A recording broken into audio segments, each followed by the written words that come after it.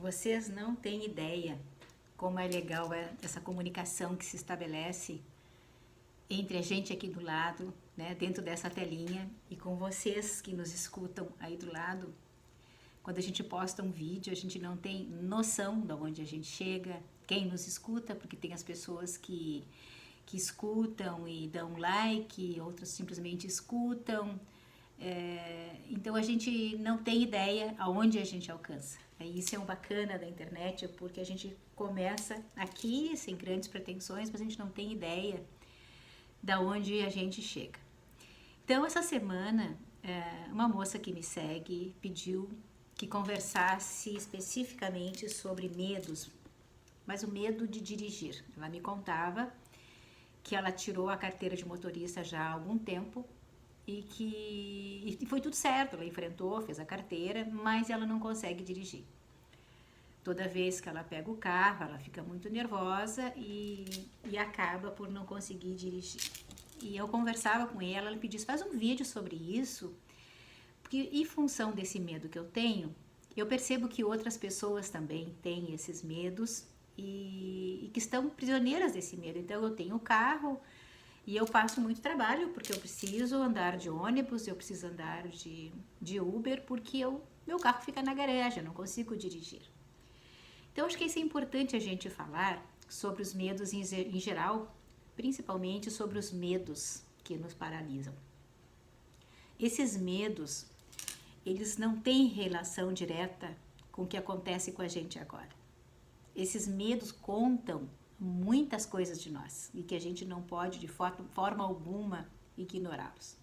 Então, vamos supor, né, que eu fui uma pessoa que tive uma compreensão muito cedo que eu não era capaz, que determinadas coisas não me eram possíveis porque eu não era merecedora, ou que determinadas coisas eu era tão péssima e eu era pela família ou por alguém significativo que enfatizava o quão péssima eu era, e eu acreditei nisso, e hoje eu entendo, adulta, que eu não sou merecedora deste conforto, ou que eu não sou merecedora dessa conquista. Muito desses olhares de sentimentos de desvalia, eles começam lá na nossa infância e nos acompanham através dos tempos e permanecem conosco na vida adulta. É como se eu não me permitisse alguns avanços, ou por me julgar incompetente, ou por não me julgar merecedora.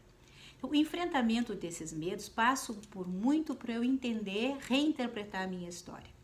Então, eu atendi uma vez uma paciente que ela não dirigia, ela tinha carteira também e ela não dirigia.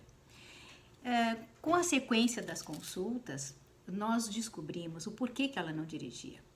Ela tinha uma relação de uma hierárquica com o companheiro, onde ela se sentia, ela tinha um salário maior, ela tinha faculdade e ele não, ela tinha algumas facilidades que ele não tinha, e que na família o papel de relevância dele era ser um motorista. Todo mundo precisava que ele levasse as filhas, os filhos, a esposa para o trabalho, a esposa para o supermercado. Isso era um papel de relevância que ele tinha. Ao mesmo tempo que ele reclamava e ele estava cansado de fazer isso, ele se sentia importante por fazê-lo. A esposa, inconscientemente, não quis tirá-lo desse lugar de importância, então ela se mostrava em um aspecto inferior a ele. Tinha uma coisa na família que somente ele poderia fazer, que era dirigir. Se ela, além de tudo que ela era e fazia, também dirigisse, ela tiraria esse lugar de importância na vida dele. Então, depois conversando, a gente concluiu isso e decidimos então que ela conversaria com ele sobre isso, e na verdade ele se sentia assim, ele sentia que esse lugar era dele, né? Esse lugar de utilidade que ele tinha dentro da família. Então, essas dinâmicas familiares, é importante que a gente saiba tanto do impacto que ela cria em nós ao longo da vida, pelo sentimento de desvalia que ela proporciona, como na dinâmica, no sistema familiar, como as coisas acontecem, como as coisas funcionam. Então, voltando à questão do medo dessa minha seguidora, o que eu tenho que dizer para ela? Não existe um truque específico para a gente resolver o problema dos medos. Os medos só somem quando a gente enfrenta.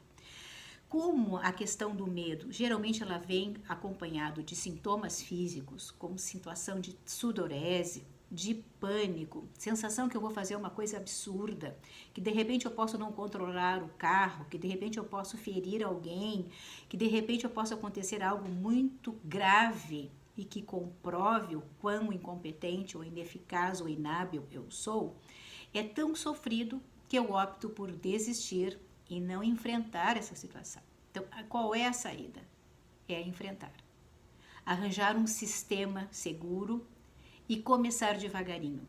Eu sugiro, vai num lugar, numa rua onde não tenha movimento, pega o carro e começa devagarinho a te testar. Vai aos pouquinhos, mas enfrenta. O medo só tem um jeito de lidar com ele, enfrentando. Não tem outra saída. Claro que existe uma terapia comportamental que ajuda, existe uma psicoterapia de autoconhecimento, existe até medicamentos ansiolíticos que ajudam, mas a chave da questão é enfrentar. Não só o medo de dirigir, mas qualquer outro medo. Quando a gente enfrenta o fantasma, ele sai do escuro, ele vem para a luz do dia e ele tende com a luz do dia ele tende a sumir. Então, eu te sugiro, insiste, enfrenta, que eu tenho certeza que tu vais conseguir.